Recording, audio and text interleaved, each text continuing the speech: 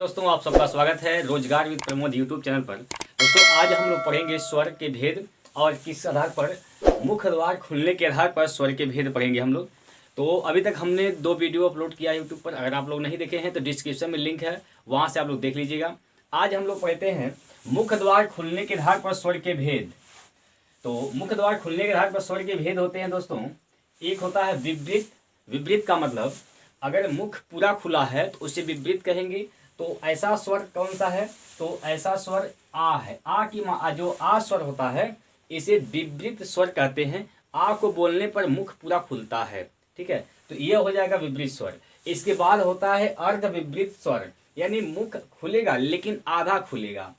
जैसे इसमें आ जाएगा ए और औ, ए और औ, ए और औ अर्ध विपरीत स्वर होते हैं, ठीक है। इसके बाद आता है समृद्ध स्वर। समृद्ध का मतलब मुख पूरा बंद हो जाएगा, लेकिन ये पूरा मुख बंद नहीं होगा, लगभग बंद रहेगा।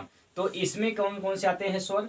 ई उ री। ये 5 स्वर जो हैं ये आते हैं समृद्ध के अंतर्गत। इसके बाद आता है अर्ध समृद्ध स्वर। अर्ध समृद्ध मतलब मुख आधा बंद रहेगा, ठीक है।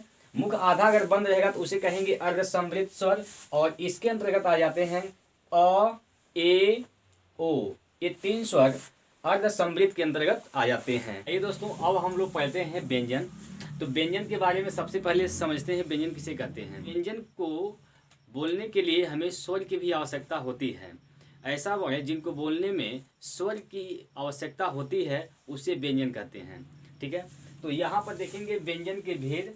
व्यंजन के भेद दोस्तों कई प्रकार के होते हैं, कई भेद हैं। तो सबसे पहले हम लोग पढ़ेंगे इसमें स्पर्श या वर्गीय व्यंजन। स्पर्श को वर्गीय व्यंजन भी कहते हैं। इनकी संख्या होती है टोटल 25, ठीक है। देखिए एक क वर्ग हो जाएगा, क ख ग घ अंगा तक, ये पूरा क वर्ग हो जाएगा। इसके बाद च वर्ग है यह, और उसके बाद ट वर्ग, त वर्ग और प वर्ग। ये टोटल 25 व्यंजन है।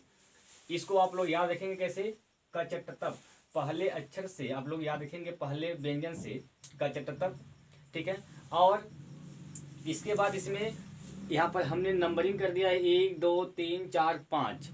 इन पहले और दूसरे प्रत्येक वर्ग के पहले और दूसरे व्यंजन को अघोष कहते हैं। अघोष दोस्तों, घोष माने होता है कंपन, यानी ऐसा वर्ण जिनको बोलने पर जीभ कंपन न करे उसे अघोष कहेंगे।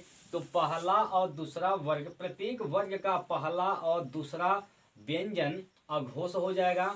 और प्रत्येक वर्ग का तीसरा, चौथा, पांचवा व्यंजन घोष होगा, यानी सघोष होगा, यानी इनको बोलने में कंपन करेगा, ठीक है। इसके बाद आता है अल्प प्रण और महाप्रण। अल्प प्रण क्या होता है? प्रत्येक वर्ग का पहला, तीसरा और पांचवा, यानी जो विषम होंगे, विषम वर्ग होंगे उनको कहा जाता है अल्प प्रण।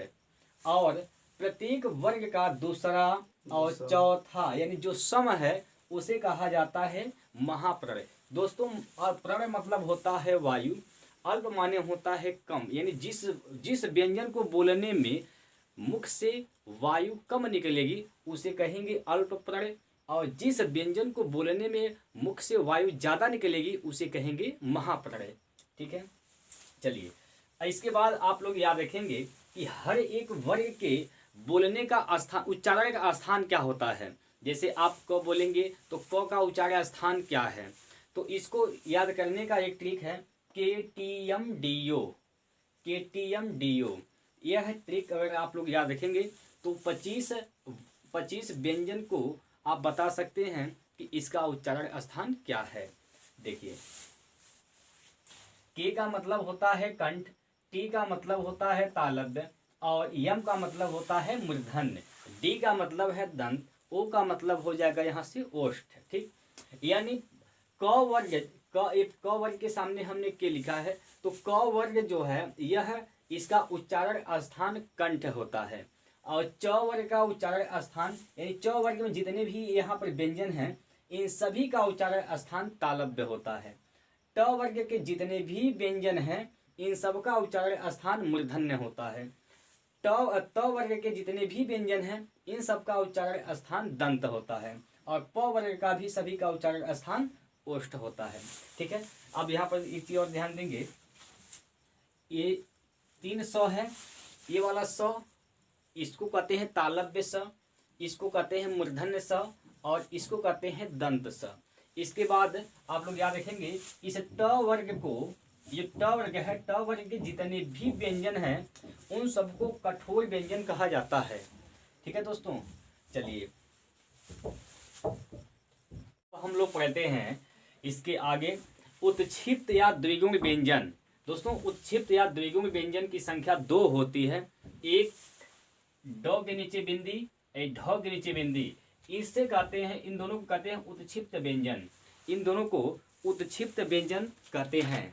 ठीक है, देखिए ये हमेशा किसी भी शब्द के बीच में नहीं आते हैं, या तो ये हमेशा बीच में आएंगे, शुरू और लास्ट में नहीं आते हैं। ठीक है, इसके बाद दोस्तों हम लोग पढ़ते हैं उत्क्षिप्त व्यंजन। उत्क्षिप्त व्यंजन को दोस्तों द्विगुण व्यंजन भी कहते हैं। इनकी संख्या होती है 2।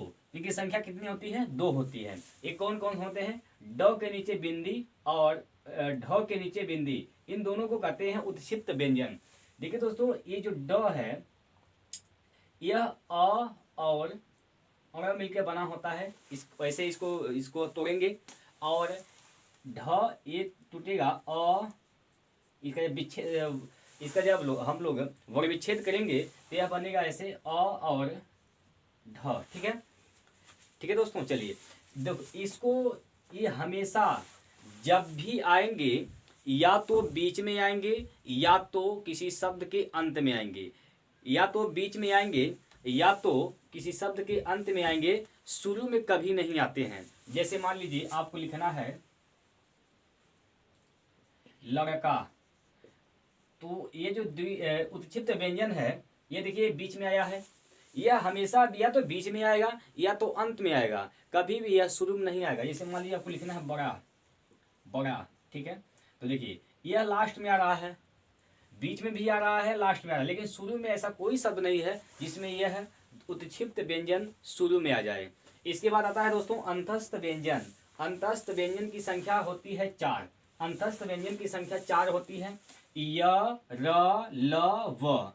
दोस्तों य, र, ल, व ये 4 अंतस्थ व्यंजन कहलाते हैं। य का उच्चारण स्थान होता है तालब, और र का उच्चारण स्थान होता है मूर्धन्य, और ल का उच्चारण स्थान होता है दंत, और व का उच्चारण स्थान होता है दंतोष्ठ।